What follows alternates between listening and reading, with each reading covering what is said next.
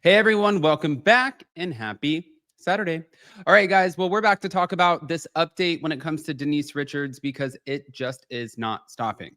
Literally, it is not stopping. And I'm not surprised by this. Denise Richards just made her first red carpet debut in a long time, side by side with Charlie Sheen over his new documentary that's going to be on Netflix. I believe it's called AKA Charlie or AKA Charlie Sheen. But no, we're gonna get into a lot of this because now she's definitely fighting back. She's fighting fire with fire. And if I were her, I wouldn't do it any other way.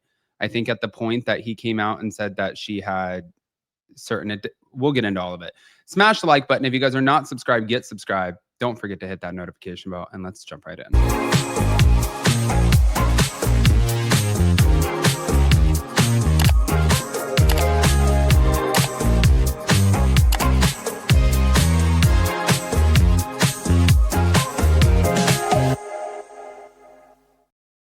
Okay, guys. So this whole Denise Richards, Aaron Phypers divorce is just getting worse and worse from the start. After July 4th, when all of this went down, there were so many allegations and accusations on both sides. Like she accused him of being very physically violent, emotionally aggressive, mental, like verbally, all of the things. And he accused her of being a cheater who has addiction issues with alcohol and Vicodin. Yeah, these are normal. Not. Then he wanted $120,000 a month in spousal support, and now she's clapping back at that as well. So she responded to his July divorce filing by also requesting spousal support for herself and asking the court to block him from receiving any from her. He was claiming, listen, at this point in this marriage, I have grown very accustomed to a certain lifestyle. I spend X amount on going out. I spend X amount on clothes. I spend X amount on vacations, on my housing. And Denise makes a lot of money with OnlyFans and all of the other things that she has going on with her TV appearances, blah, blah, blah. Okay. From my understanding, he no longer has this practice. So I really don't know what she would be requesting as far as spousal support from him. But I think that this is most likely, if I had to guess, her attorney's advice to her as a way to just offset or combat his initial request. So now it looks like they're both requesting it.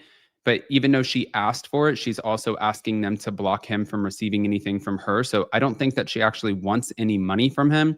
I think what she's trying to do is just hit like fire with fire and have it both just like go away. That way she ultimately is not paying him any money, period. Moving on. Now, Denise's income comes from television, brand partnerships, OnlyFans, and she didn't confirm, the separation date, but Aaron still claims it was July 4th. And Aaron did reveal that he never legally adopted Eloise because she didn't file the necessary paperwork. So there's no child support issues in play. And I believe he was also wanting child support, but it was in a statement to TMZ where he accused Denise of using the same vengeance playbook as her first ex, Charlie Sheen, and he called her a coward. And he's claiming that she's trying to humiliate him. I don't know if this is a vengeance like playbook. You filed for divorce, and when you filed for divorce, you came in hot with these it's not even like you asked for 30,000 a month, which is still a lot. 50,000.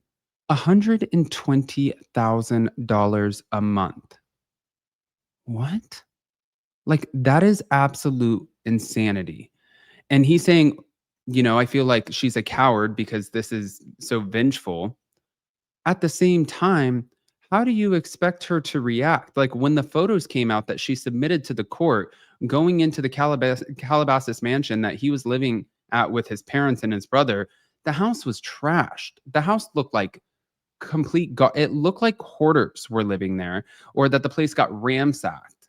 Like there was just it kind of reminds me when Jason and I were doing real estate, they were doing an auction for a house and there was a guy living in the house and he was hoarding everything. And everybody was like, you just maneuver around him and we'll have him removed. And he was kind of just illegally living in the house. And I'm not saying Aaron Phypers was illegally living in the house, but this guy specifically was.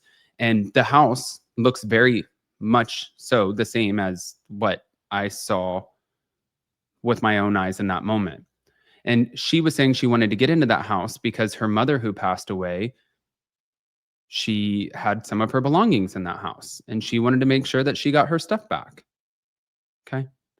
Now, going back to it, like I told you guys, Charlie Sheen and Denise, they did make a public appearance together at the premiere of his Netflix documentary. And this was the first time since their 2006 divorce. And they even joked on camera that if they had stayed together, we would have had fun. All right. Well, more court evidence is coming into play when it comes to Denise Richards. And this one's coming from the Real Housewives of Beverly Hills. I don't know if you remember when Aaron Phypers and Denise stormed away from, I think it was Kim or Kyle Richards' event, but he kept on talking and turning around and he was like still, spouting off. And then she was like, stop, the cameras are going, your mic is on, stop, please stop. And he's like, I'm going to crush your fucking hand, stop it.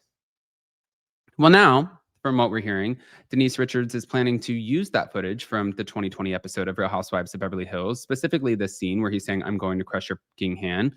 And this is a part of her legal efforts to make a temporary restraining order more permanent.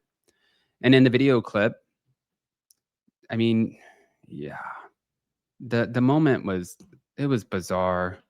But Denise did confirm he said it, even at the reunion. And Aaron pretended not to remember, saying, I'm afraid of you. Now, she's going to submit additional proof as well. I guess there was a March 2020 photo that showed her bruised. But I think what she's claiming is that she was pulled off of a chair. And she also has photos of her arms being bruised. And that was when she did a red carpet appearance. But now she's adding his mom into this whole scenario. And she feels like his mom saw a lot of these things that happened. And she's like, okay, well, who better than somebody who actually witnessed it? Because she's claiming he squeezed her head. She's claiming that he had his knee into her back, that he held her down on the ground, that he would hit her. She's claiming that she's claiming a lot. I don't know. I mean, with these abuse allegations, I'm not a lawyer, but I'm curious to see if the judge would just look at this and be like, we're not giving you shit. Or if the judge is going to be like, listen, one thing has nothing to do with the other. I'm going to demand that you go to anger management, but yes, you still have to pay him. I don't know. If you guys are in California law, then please, by all means, chime in. I want to hear what you guys think. Guys, pop off in the comment section. If you're not subscribed, get subscribed. Don't forget to hit that notification bell, and we'll see you later. Love you guys.